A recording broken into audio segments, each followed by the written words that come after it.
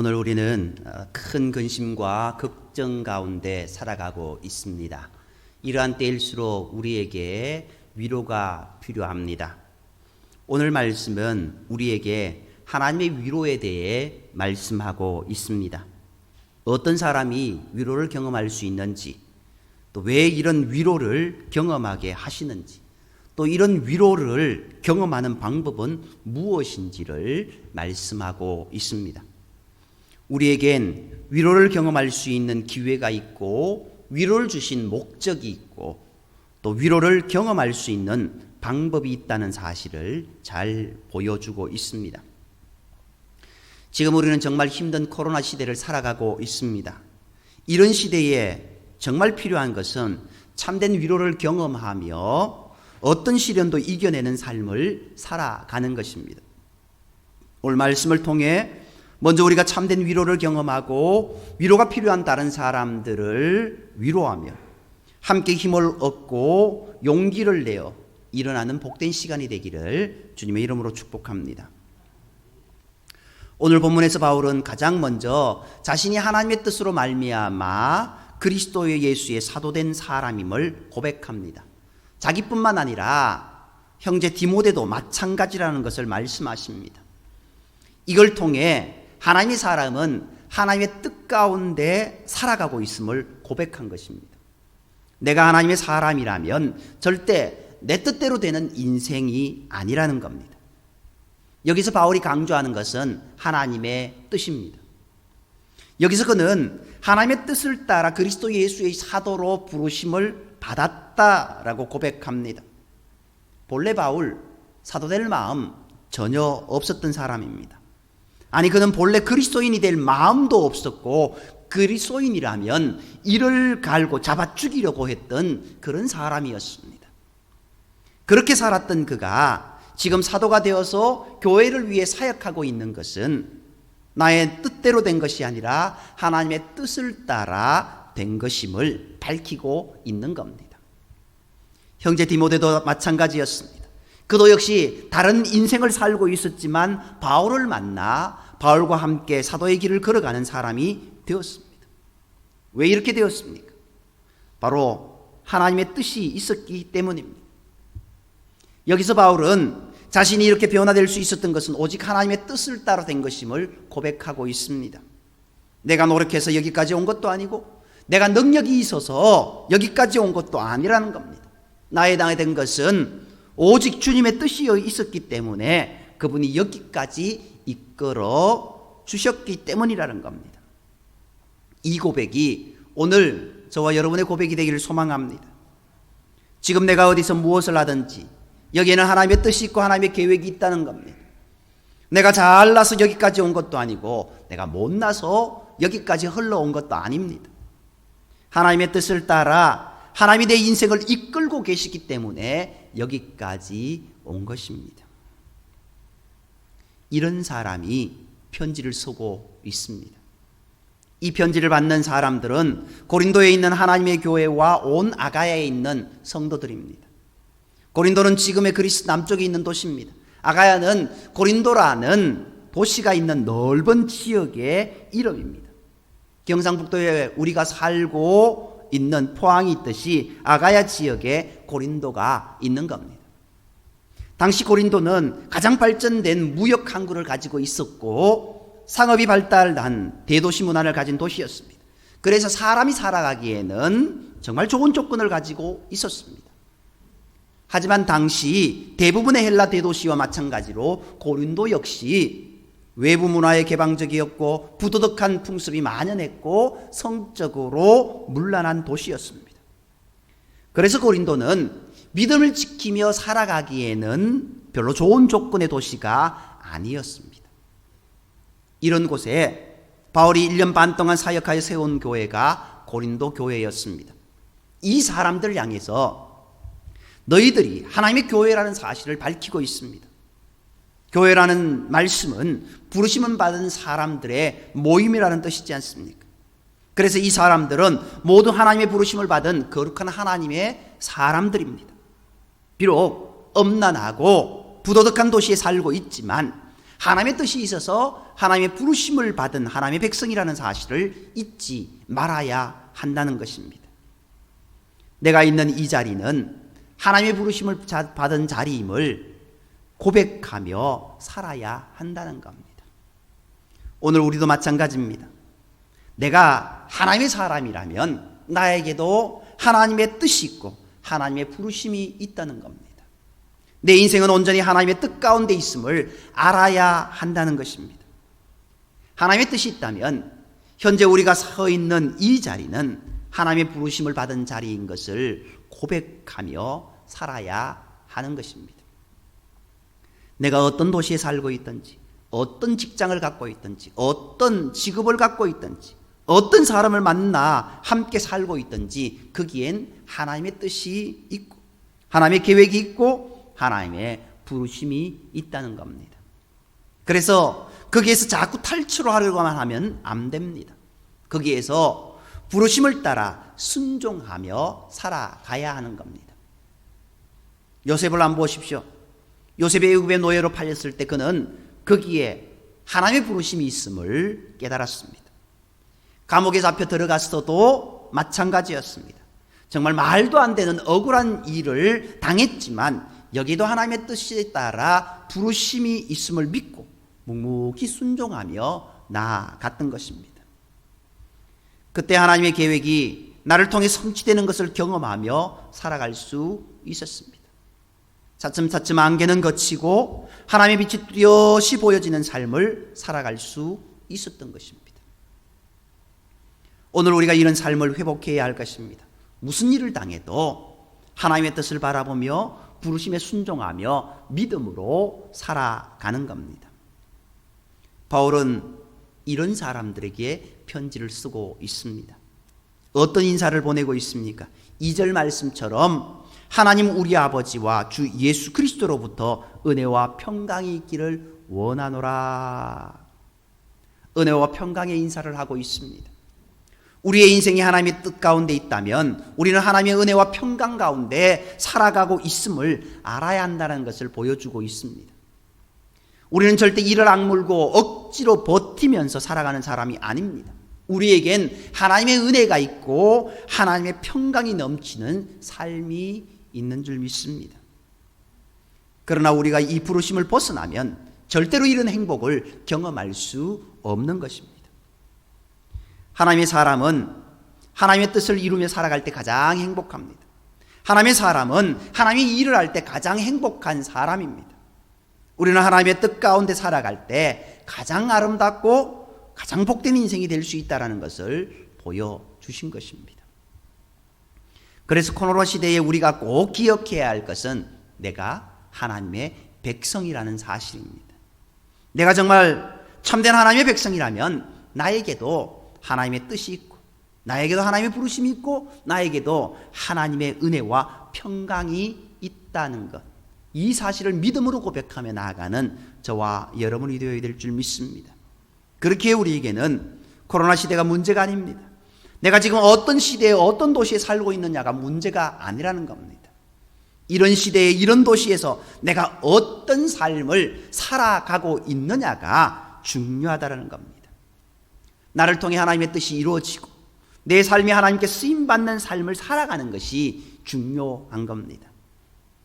우리는 모두 하나님의 뜻이 있어서 하나님의 부르심을 받은 하나님의 사람들입니다. 내가 하나님의 사람이라면 내 인생은 하나님의 뜻 가운데 있습니다. 코로나 시대에 이 포항 땅에 살고 있는 것도 모두 하나님의 뜻이 있어 하나님의 부르심을 받아 널푸른 교회의 성도로 살아가게 된 것임을 고백하며 살아야 합니다. 이런 믿음으로 살아갈 때 하나님이 우리에게 은혜와 평강을 내려주실 것입니다. 그래서 코로나 시대는 참된 위로를 경험할 수 있는 소중한 기회가 될 것입니다. 이런 믿음으로 오늘 코로나 시대의 이 땅에 살면서 하나님의 일을 감당하며 하나님의 사람답게 살아가는 저와 여러분이 되기를 간절히 소망합니다. 이제 바울은 위로를 경험하게 하신 목적이 무엇인가에 대해서 이야기합니다. 바울은 먼저 3절 이하에서 하나님을 찬송하며 편지를 시작하고 있습니다. 우리 하나님은 어떤 하나님이신가를 찬송으로 고백하고 있습니다. 먼저 우리 주 예수 그리스도의 하나님이라고 그는 고백하고 있습니다. 예수 그리스도의 하나님은 어떤 하나님이십니까? 십자가에 죽으신 주님을 3일 만에 다시 살려내신 전능하신 하나님을 표현한 고백인 겁니다. 부활의 능력을 가지신 하나님이시라는 뜻입니다. 그런데 이런 능력의 하나님이 어떤 하나님이시냐? 자비의 하나님이시라고 또 고백하고 있습니다. 하나님은 잔인하신 하나님이 아니라 자비하신 하나님이라는 겁니다. 그래서 우리의 고난을 외면하고 무시하는 하나님이 아니라 우리가 고난 중에 부르짖을 때에 우리의 기도를 들으시고 우리를 건져주시는 하나님이시라는 겁니다. 그리고 모든 위로의 하나님으로 고백하고 있습니다. 특히 우리의 모든 환난 중에서 우리를 위로하시는 하나님이심을 고백합니다. 여기서 모든 위로와 모든 환난이라고 이야기하고 있습니다. 우리 삶의 모든 영역에서 하나님의 위로가 필요하고 우리 하나님은 우리 모든 환난 중에서 우리를 위로하시는 분이심을 고백하고 있습니다. 이런 위로를 경험하게 하시는 목적이 무엇일까요? 하나님을 정말 경험한 사람이 다른 영혼들을 위로할 수 있는 사람이 된다는 뜻이고, 이는 엄청난 시련을 이겨낸 경험이 있는 사람이 엄청난 시련 가운데 있는 다른 사람들을 도와줄 수 있다는 겁니다. 그래서 바울은 하나님을 찬송합니다. 비록 내가 엄청난 환난 가운데 있지만 이런 환난을 통해서 그리스도를 다시 살리신 전능하신 하나님의 능력을 경험할 수 있었고, 하나님의 자비하심과 위로하심을 경험할 수 있었고, 그래서 이제 성숙한 하나님의 사람이 되어서 다른 영혼들을 위로할 수 있는 삶을 살 수 있게 되었다고 고백하고 있습니다.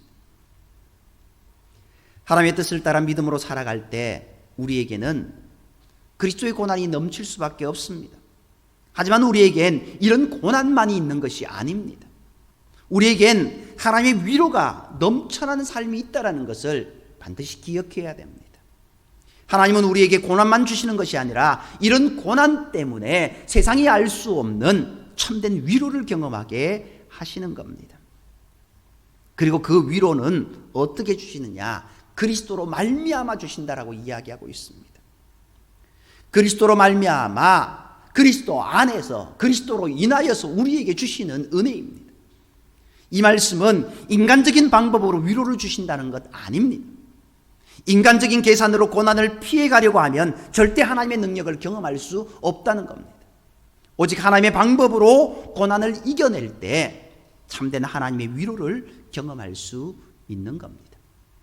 그래서 6절에서 바울은 우리가 환난을 당하는 것도 다른 영혼들을 위로하고 구원을 받게 하기 위한 목적을 갖고 있고, 우리가 환난 중에 위로를 받는 것도 다른 영혼들이 참된 위로를 경험할 수 있도록 도와주기 위한 것임을 고백하고 있습니다.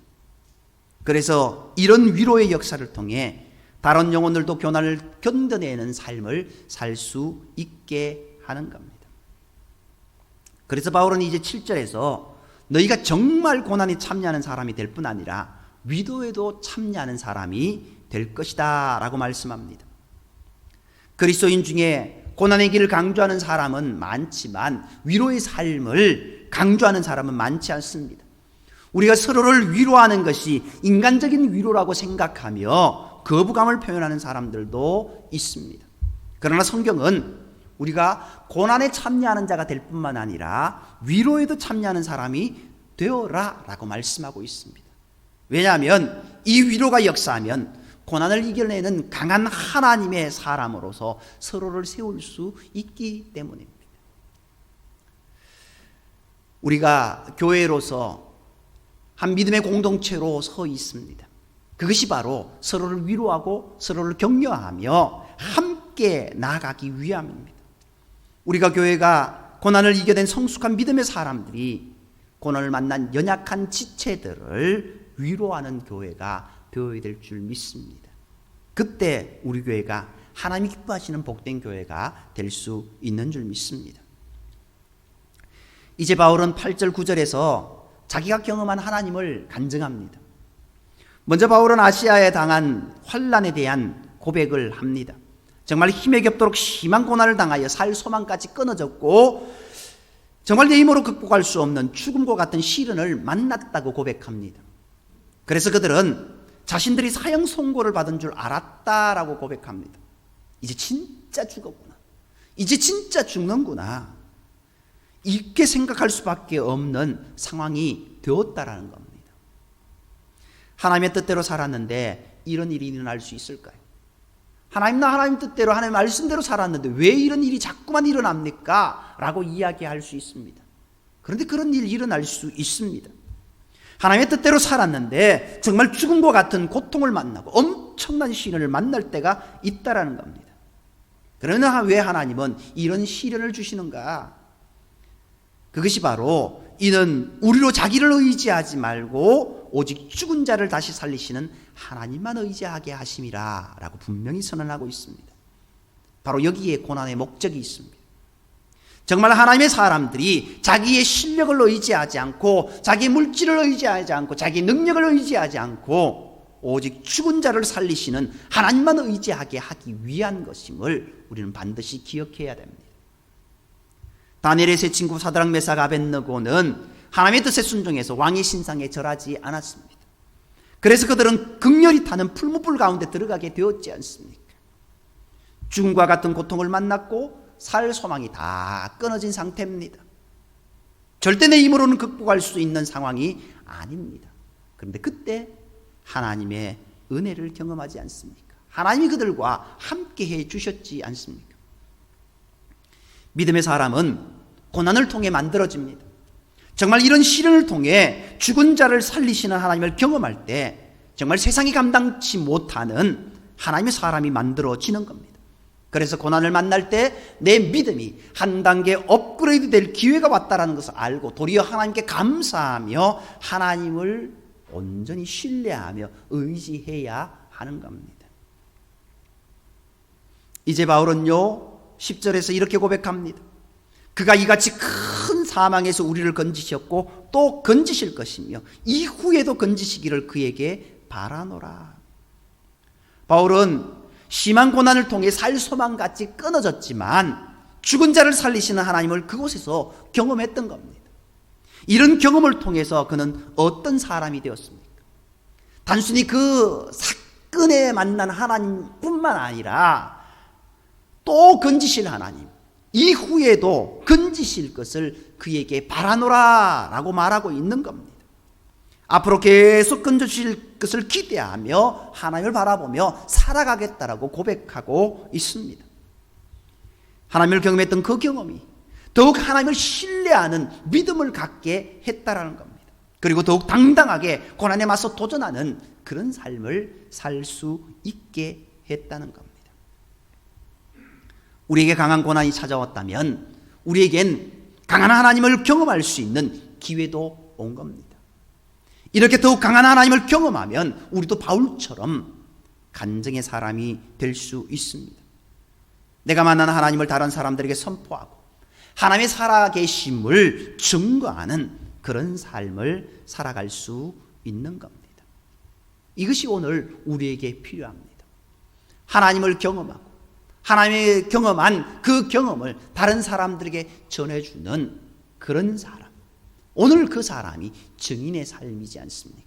오늘 그런 사람이 하나님의 그리스도인의 증인이요 군사로 살아갈 수 있는 사람이지 않습니까?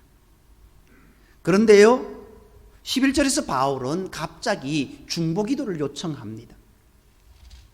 너희도 우리를 위하여 간구함으로 도우라라고 말합니다. 그냥 기도하지 말고 정말 간청하며 그렇게 기도하랍니다. 왜 다른 사람의 기도가 필요할까요? 이는 우리가 많은 사람의 기도로 얻은 은사로 말미암아 많은 사람이 우리를 위하여 감사하게 하려 함이다 라고 그렇게 기록하고 있습니다. 여기에서 두 가지를 말씀합니다. 첫째는요 많은 사람의 기도로 우리가 은사를 얻을 수 있기 때문이라는 겁니다. 그런데 이 말씀은요 은사를 받았다라는 것이 아니라 더욱 하나님의 능력 가운데 사역할 수 있게 되었다라는 것을 말하고 있습니다. 바울과 디모데가 은사를 받은 것이 아니라 하나님의 크신 은혜의 사역을 할 수 있게 되었다라는 겁니다.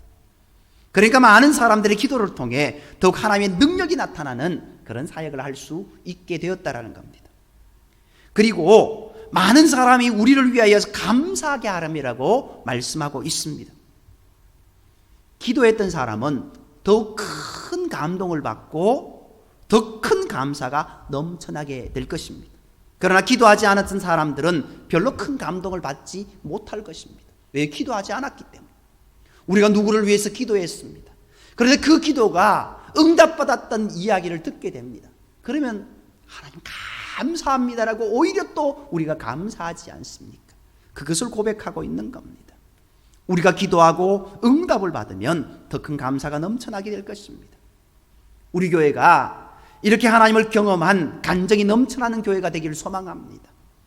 평범한 일상의 삶 속에서 이런 간증이 넘쳐나야 하겠지만 엄청난 시련을 만났을 때 더욱 강력한 하나님을 만난 간증이 넘쳐날 수 있습니다. 그런데 이렇게 이야기할 수도 있겠죠. 나 엄청난 간증은 하기 싫고요, 엄청난 시련 만나지 않게 해주세요. 거기까지만 나 좀 있게 해주세요. 그렇게 이야기할 수도 있을 것 같습니다. 그런데 우리는 사람이잖아요. 내 입을 넓게 열라고 했습니다. 하나님이 그거 다 감당할 수 있는 은혜를 주시지 않습니까? 그것을 믿는다고 한다면은 그 은혜, 그 시련 받아도 상관없습니다. 그 고통 받아도 상관없습니다. 하나님의 강력한 은혜, 그것을 경험하며 그것을 간증하는 저와 여러분이 되기를 소망합니다. 우리가 이런 시련을 극복하면 우리도 간증이 넘쳐나는 인생이 시작될 것입니다. 그러면 내가 더욱더 담대해질 수 있습니다. 그래서 어떤 시련을 만나도 당당하게 맞서 도전하는 믿음의 삶을 살 수 있게 되는 겁니다. 고난을 통해 무너지는 인생이 아니라 고난을 통해 더욱 성장하는 참된 믿음의 사람이 되기를 주님으로 축복합니다. 그러나 이런 삶은 절대 혼자 일어날 수 없습니다. 함께 기도하며 함께 싸우며 함께 이겨내는 삶을 살아야 됩니다. 그래서 바울이 이런 기도를 하고 있는 겁니다. 간구함으로 도우라. 함께 간절하게 기도하고 함께 뜨겁게 기도해야 한다는 겁니다. 그러면 더욱더 강한 은사가 나타나고 더욱 강한 역사가 일어날 수 있다는 겁니다. 물론 코로나 시기여서 함께 뜨겁게 기도하지 못하고 함께 뜨겁게 찬양하지 못하고 함께 그렇게 싸울 수는 없지만 우리가 서로를 위해서 기도하는 모습은 항상 있어야 될 줄 믿습니다. 히브리서 말씀은 혹독한 시련을 만난 하나님의 백성들을 위해 기록한 성경입니다. 정말 예배하고 싶어도 예배할 수 없고 기도하고 싶어도 기도할 수 없고 전도하고 싶어도 전도할 수 없는 시대입니다. 이런 시대를 살아갈 때 우리가 모든 시련을 이겨내고 함께 승리하는 삶을 살기 위해 어떻게 해야 된다라고 말씀하고 있을까요? 그것이 바로 히브리서 10장 24절에 분명히 말씀하고 있습니다. 이런 때일수록 서로를 돌아보고 사랑과 선행으로 격려하고 함께 세워가는 모임을 더욱 충실하게 가져야 한다라고 말씀하고 있습니다. 지금 우리는 코로나 시대라는 정말 한 번도 경험하지 못한 시대를 살고 있습니다. 감염의 위험이 있기 때문에 많은 모임들이 중단되고 있습니다. 그러나 이런 시대일수록 더욱 모임을 충실하게 가져야 할 것입니다. 직접 대면해서 만날 수 없다면 전화로, 영상으로 서로 만나 서로 격려하고 위로하는 그런 만남을 가져야 합니다. 아무리 어려운 시대를 살아가도 우리는 이런 모습을 포기하면 안 됩니다. 하나님은 이런 일들을 통해서 참된 위로와 은혜를 우리에게 내려주시기 때문입니다. 그래서 코로나 시대에 더욱더 서로를 돌아보고 서로를 연락하고 서로 격려하고 서로 기도하는 그런 모습이 있어야 될 줄 믿습니다. 지금 우리 지역 갑자기 확진자가 늘어나면서 굉장히 위험한 지역으로 변해버린 것 같습니다. 그러나 많은 사람들이 불안한 마음을 감추지 못하고 식당에 가지도 못하고 뒤숭숭합니다. 그렇지만 이런 시대일수록 그리스도인들 어떤 삶을 세상에 보여주어야 할까요? 우리가 더 염려하고 더 걱정하고 더 위축되는 모습을 보여주면 안 될 것입니다. 도리어 이런 불안한 세상을 살면서도 하나님이 주시는 위로를 경험하고 불안에 떨며 살아가는 주변 사람들을 위로하는 삶을 살아가야 할 것입니다. 오늘 본문은 우리에게 참된 위로에 대해 말씀합니다. 먼저 코로나 시대는 우리에게 참된 위로를 경험할 수 있는 기회라고 말씀합니다. 우리가 정말 하나님의 뜻이 있어서 부르심을 받은 하나님의 자녀라면 어떤 시대를 만나더라도 하나님의 뜻 가운데 살아가며 참된 은혜와 평화를 경험할 수 있는 삶을 살아갈 수 있음을 말씀하고 있습니다. 그리고 우리에게 고난만 넘쳐나게 하시는 것이 아니라 이런 고난 때문에 세상이 알 수 없는 참된 위로를 경험하게 하신다라는 겁니다. 그래서 이런 위로를 통해 엄청난 시련을 이겨내고 견뎌내야 하는 겁니다. 그리고 이런 경험들을 통해 고난을 만난 연약한 지체들을 위로하는 삶을 살 수 있게 하신다고 말씀합니다. 마지막으로 이런 위로를 경험할 수 있는 방법에 대해 말씀합니다. 그것은 함께 기도하고 함께 이겨내고 서로 위로하고 하나님 안에 걸어가는, 하나님을 경험하는 삶을 살아가는 겁니다. 아무리 지긋지긋한 현실을 만나서 여기에서 하나님의 부르심을 따라 하나님의 뜻을 이루며 살아간다면 코로나 시대는 참된 위로를 경험할 수 있는 소중한 기회가 될 수 있을 줄 믿습니다. 그리고 내가 경험한 위로로 주변 사람들을 위로하는 삶을 살 수 있게 될 것입니다. 직접 대면해서 만날 수 없다면 모든 가능한 방법을 총동원해서 서로 돌아보고 서로 연락하고 서로 기도하는 그런 모임이 우리에게 있기를 소망합니다. 우리 모두 코로나 시대를 통해서 내가 먼저 참된 위로를 경험하는 삶을 살고 이걸 통해 주변 사람들에게 위로를 주며 만남과 모임을 통해 함께 위로를 경험하는 삶을 살아가는 저와 여러분이 되기를 간절히 소망합니다. 기도드리겠습니다. 사랑과 은혜의 하나님, 오늘 우리가 예수 그리스도 안에 주님으로 말미암아 우리에게 닥쳐온 모든 환난, 모든 어려움을 넉넉히 이겨낼 수 있는 은혜를 허락하여 주옵소서.